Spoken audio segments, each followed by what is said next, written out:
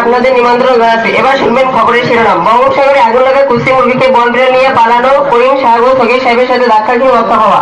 আবহাওয়ার বার্তা। পটুয়াখালী ব্রিজের নিচে সালের সকালের সন্ধান। হাঁস ও মানুষের মাঝে ফুটবল খেলা। এবার শুরু করছি। গতকাল বঙ্গোপসাগরে আগুন লেগে পানি পড়ে সার্কার হয়ে গেছে। মাছের কোনো ক্ষয়ক্ষতি হয় নাই, মাছ নিরাপদ স্থানে ছিল। আমাদের সংবাদদাতা কাটার সাহেব এই খবর পাঠিয়েছেন। অপরদিকে আমাদের আমরানি নিয়ে জানিয়েছেন বঙ্গোপসাগরে আগুন নিবানোর জন্য 13 বস্তা পেট্রোল ও 14 বস্তা কেরোসিন পাঠিয়েছেন। পেট্রোল ও কেরোসিনের জাহাজ বঙ্গোপসাগরে যাওয়ার সময় 3 মাসের পাড়া খেয়ে ডুবে যায়। এই জাহাজ উত্তোলনের জন্য কয়েকজন চিংড়ি মাছ এগিয়ে আসে। অপরদিকে কুস্তি মুরগিকে নিয়ে বন বিড়াল পালাতে ছিল। এমন সময় কুস্তি মুরগিকে পাওয়া গেছে। কুস্তি মুরগির পেট অপারেশন করে 3 থেকে 4 মণ চাল পাওয়া গেছে, আরো পাওয়া যাবে বলে আশা করা যায়। আহত মুরগিগুলোকে আজিমপুর গোরস্থানে দাফন করা হয়েছে এবং নিহত মুরগিগুলোকে হাসপাতালে ভর্তি করা হয়েছে। অপরদিকে পটুয়াখালী ব্রিজের নিচে চালের পরি সন্ধান পাওয়া যায়।